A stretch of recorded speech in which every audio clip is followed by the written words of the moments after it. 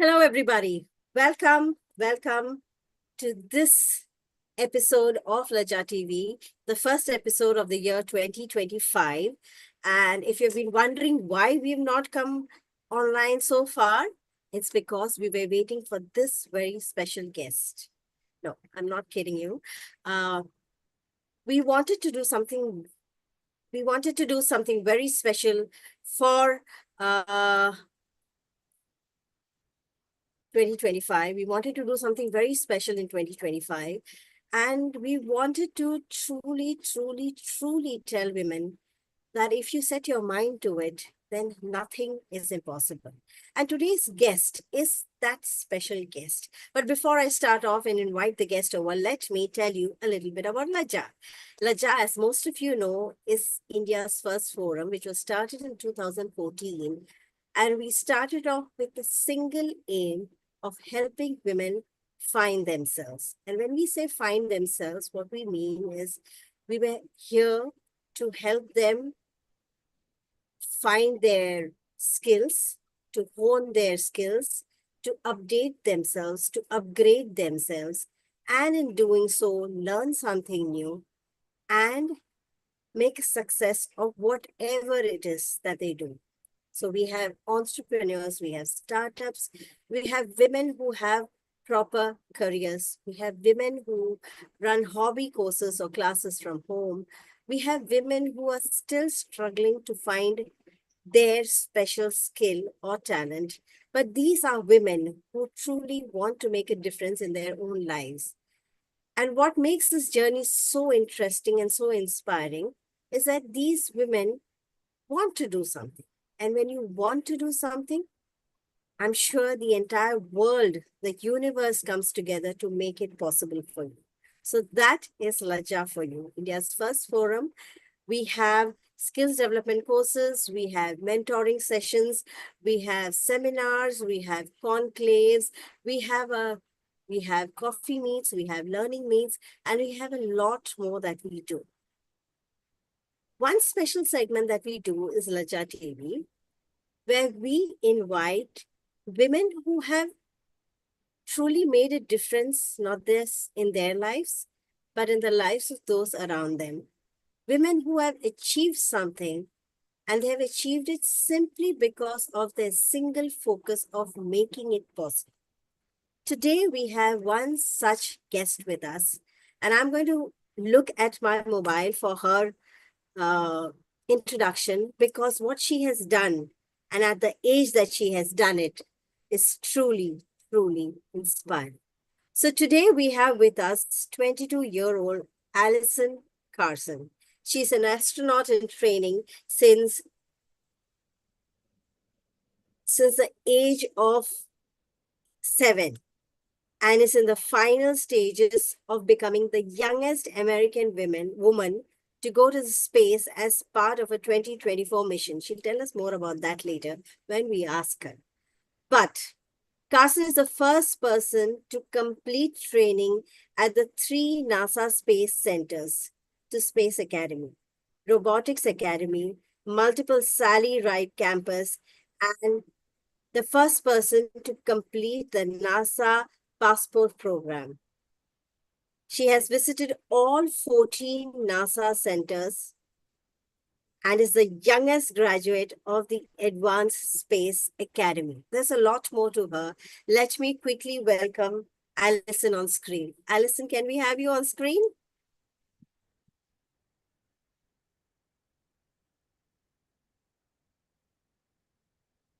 Yes. Hi. Thank you, Alison. Hi, welcome to Laja TV. I know I fumbled a little bit when I was talking to you, but I'm telling you this only because I'm in awe of what you have done at such a young age. You're just 22 and you have literally reached for the stars.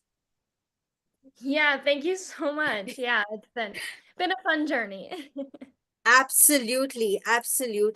And I can just about imagine at 7, how did you even think of what you thought about?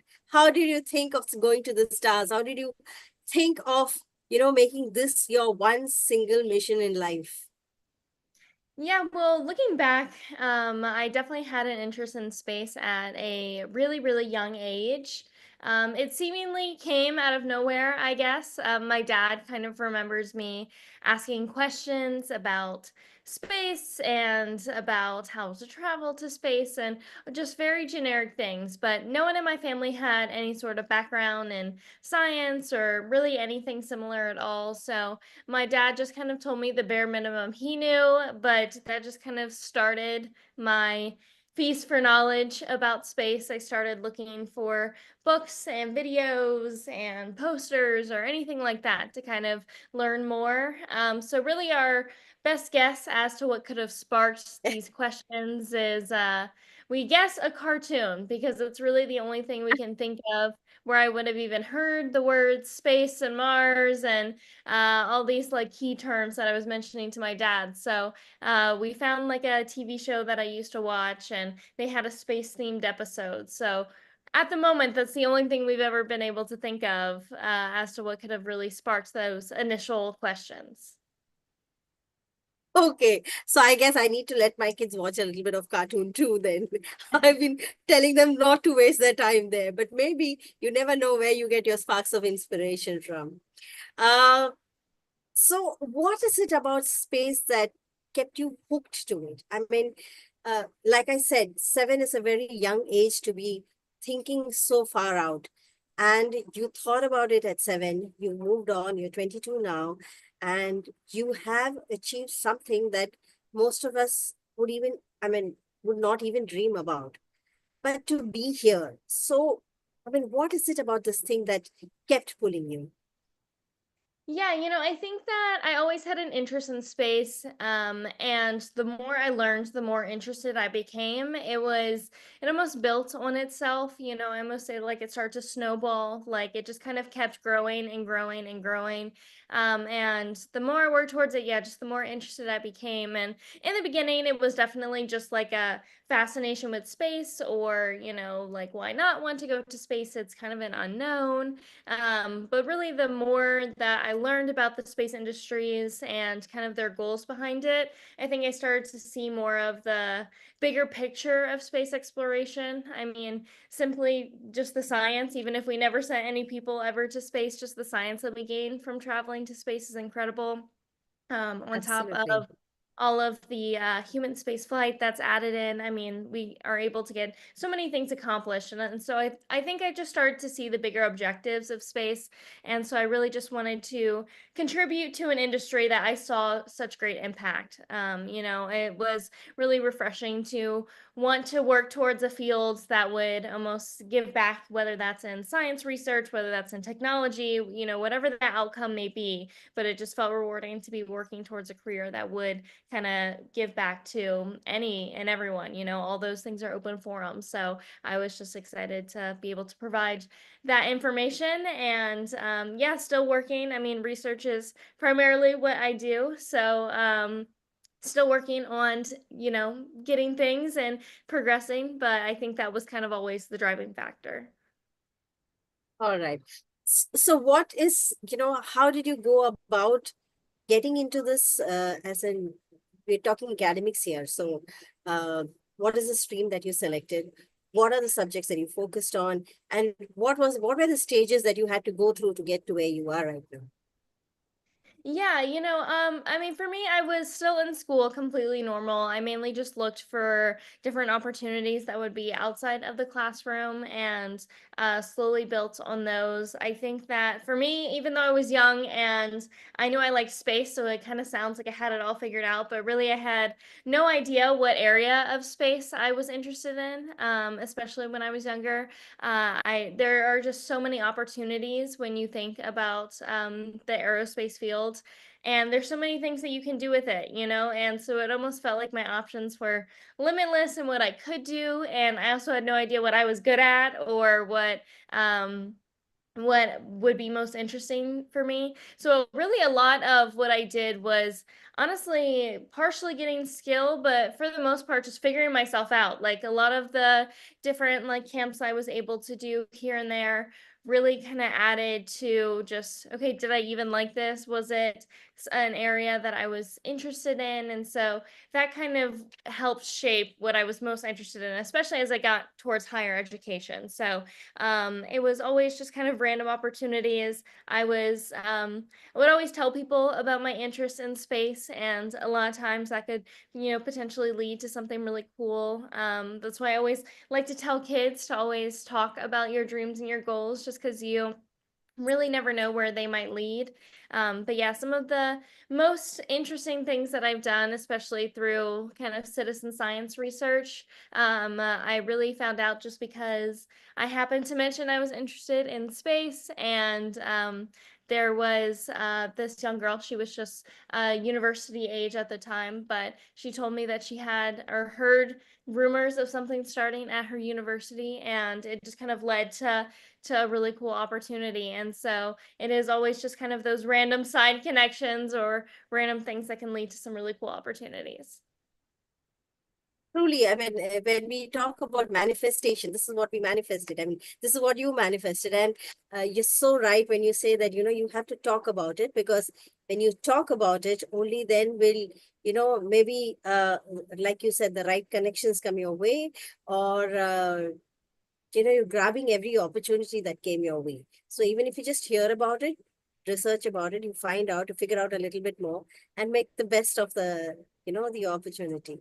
So tell me, Alison, you're young, and it must not have been an easy journey for you. What, I mean, how was the struggle? What were the challenges that you faced? Yeah, I think for the most part, one, just kind of general balance of time. I anything that was space related, I kind of kept separate from my day-to-day school life, just because I knew I still had to do all of my schoolwork. I knew I had to get all of that accomplished. And it also kind of carved out where like I had dedicated time to work towards things that were space related, and then outside of that, I didn't really have to think about it. And so it almost created almost like a work life balance, I would say. Where I could focus on my schoolwork, but then anytime that I could kind of work towards anything space related. So just kind of time management, of course, keeping up with normal things while also having what I feel is bigger picture items or things that might feel more important to me. So I think kind of just keeping that balance, and making sure that all of that was going well. And then one of the biggest things was really trying to be taken seriously at a young age or get like a similar level of treatment, just because a lot of people are interested in space when they're younger, and that is really common, and I don't doubt that. And so a lot of the time I was trying to almost over proof that I was really interested, or that I was taking it very seriously, or I was willing to do anything to really be involved in anything that really involved the space industry. So some of the times it was just trying to, I would throw out like big words. I'm like, well, I know about these things. And so I really just wanted to be taken seriously. So that way, I wouldn't just be overlooked as like another kid who had an interest in space. And so a lot of times that was really challenging, because I felt that I was very ready for a lot of these things, but at the same time, it's hard to convince other people of that because they just don't see that by initially meeting you. Absolutely. That is a big factor, because, like you said, everybody seems to be interested in space, but who truly has the passion to pursue that, and who truly wants to make a life out of it, is something that everybody will question, definitely. Um, what about your mentors, your teachers, or your peers? How easy was it to connect with your fellow classmates, and, when you talk about the space area of it? Yeah, I think for the most part, I was probably one of the only students who had like a deep passion for space. I mean, there may have been like a few other of my peers that had like a little interest, but nothing nearly to the degree that I did. But I don't think that anyone thought it was crazy that I had an interest in space. Occasionally they would ask questions, but for the most part, like we just kind of went about life normally or didn't necessarily like address the topic. I mean, I'm sure we all had kind of interests that maybe we were too scared to share or that sort of thing. So I think, everyone knew that I had like an interest in space, but it wasn't something that we like overly talked about. But I mean, for like mentors and stuff, I think that I was always kind of looking for other women to kind of look up to, especially within the space industry. It is definitely one that can lean more male dominated. And so it can be maybe a bit intimidating for a lot of women to go into it. And, luckily by the time I was growing up, there had already been a lot of female astronauts. I mean, obviously the percentage is still very low in comparison, but for the most part, there was a lot of women to kind of already start looking towards. And whether it was an opportunity to meet them or even just talk to them, it was really cool, mainly just to hear their story and how they got to where they did, and what they were able to accomplish. And it's so true because in the space industry, it's so either specialized or there's so much opportunity that, I always tell kids who are interested in space that they could do everything that I did or nothing that I did and end up in the exact same position, just because there really is so much diversity and so much just random opportunity with different aspects of the space industry. So I think that that was really refreshing to hear other story and then try to see how I could mold that to what I was interested in. Wasn't it ever intimidating? Yeah, I mean, I think to a degree it has a bit of intimidation. I mean, I think that I always held like astronauts or people who were working in the space industry to a very high regard. And so always kind of wanted to be presenting myself in a good way, even at like a really young age. It was almost like a balance between like having like a really professional life and then just being a completely normal kid as well. So that was just a bit of a balance, but I kind of like knew the level of like responsibility that was kind of needed for some of these things. But yeah, I think it was always a little intimidating, but it was always like in small stepping stones. So it never felt like the big picture overall, I would say, has always been kind of an intimidating one. I mean, there's very few people who at the end get the opportunity of going to space. And I think my goal has always just been to do the best I can to build a resume and to prepare myself for something like that. But at the end of the day, it's someone else's decision. I can't select myself. So I've kind of always left that kind of out of my control. And I think that that's kind of eliminated some of the intimidation because at the end, I kind of know that I'm doing the best I can. And everything else at the end of the day, whether it's in space, not in space, I'm still working on research that's related to space and still involved in the space industry. And so no matter what, I feel that I've kind of accomplished my goal of working in space. Awesome. So, right at the beginning, when I was introducing you, we spoke about the space program in 2024. What was that all about? Yeah, I think that right now the space industry has so much opportunity. Space has really been growing in the past few years, and there's starting to be more opportunities coming up. So still playing around with things, and looking towards what that might look like in the future, and just ready to kind of have myself as prepared as possible for when those opportunities are fully ready to be fledged out. Awesome. So, I wish you the very best for that. Now, tell me, as a young 22-year-old, I'm sure besides your space and your interest in space, you have a regular life. You have your regular studies to look after, and you have your social life too. So, how do you manage all of that together? Yeah, I think that in the beginning when I was younger and kind of balancing, space and being a normal kid, I think that really like set a good foundation for like my future life. I mean, my dad was still very encouraging of me doing other extracurriculars in school growing up. So, whether it was learning to play the piano or whatever other like random thing I could be interested in, he was kind of all for me taking different classes that were available at school and just kind of adding that on or doing things with my friends. So I think that kind of laid a good foundation. I mean, today I'm kind of in the midst of my PhD, so it's sometimes hard to find time outside of PhD, but for the most part, I think again, it's still finding that like balance between school and work and finding time. I've been um pretty happy since moving. I moved to Arkansas, which was a pretty big change.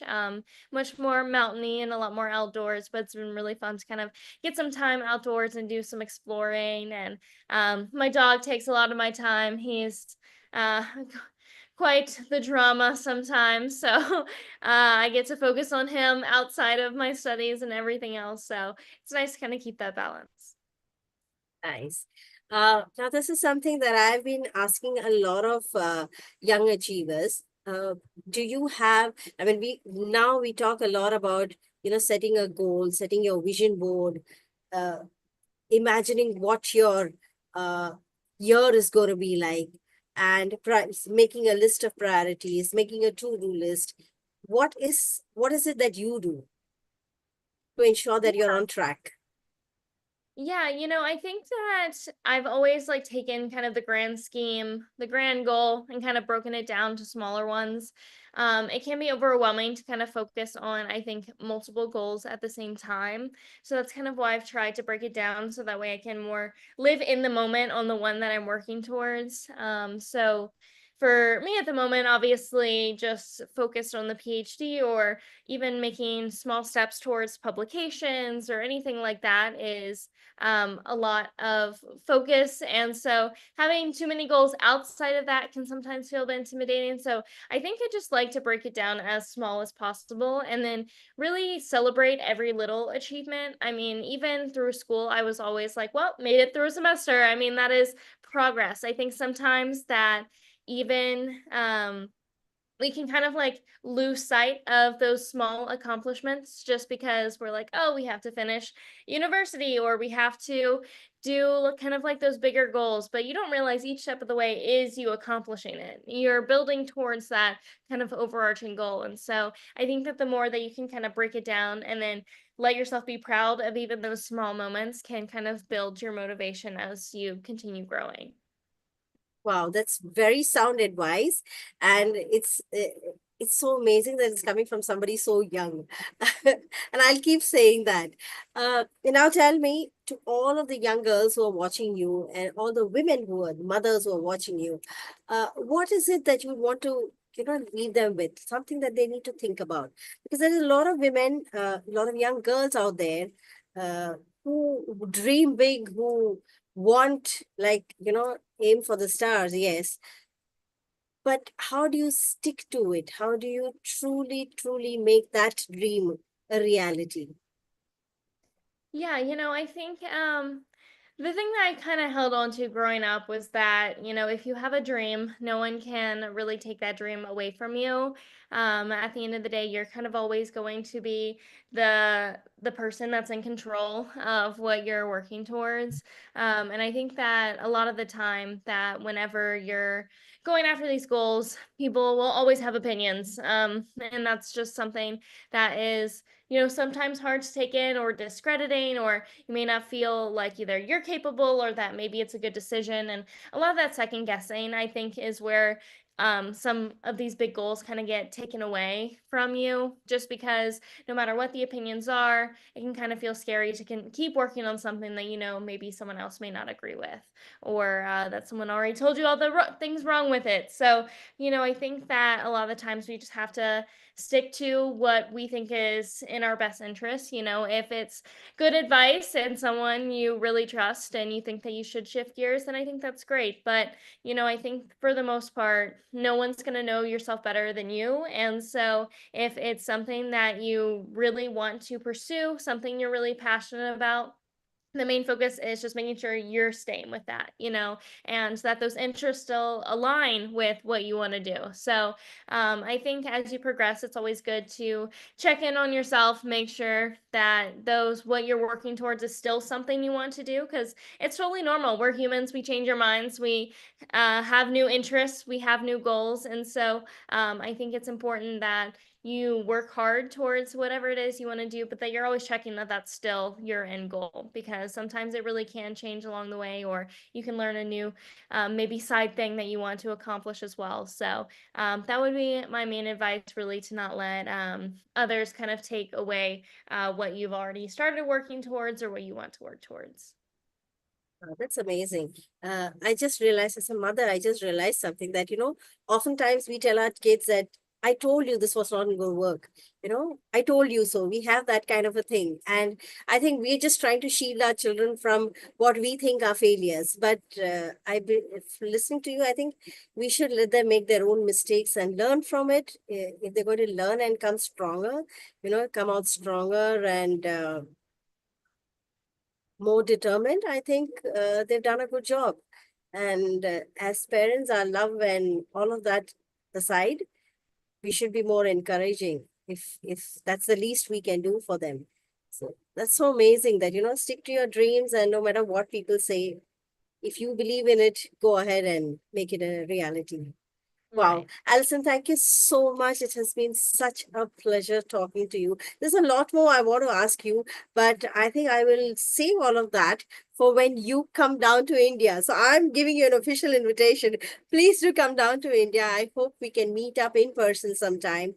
And I know there will be many, many, many young girls out there who will be truly inspired and, you know, uh, see, I'm lost for words. I don't know what to say. Thank you so much, Alison. You've been wonderful. Please thank your dad too, because he's been, arranging for this interaction, and he's been very kind and very patient with us. And so thank you. Thank you for gracing the Laja TV space. Yours is the first episode that we're doing in the year 2025. And I wanted to do it with a bang. And here you are, all the way from the US, talking about space, introducing us to space, and letting us know that dreams can become a reality if you truly, truly believe at it and work at it. Thank you so much, Alison. Yeah, thank you so much. You take care and have a great, great day. Thanks, you too. Bye. Take care.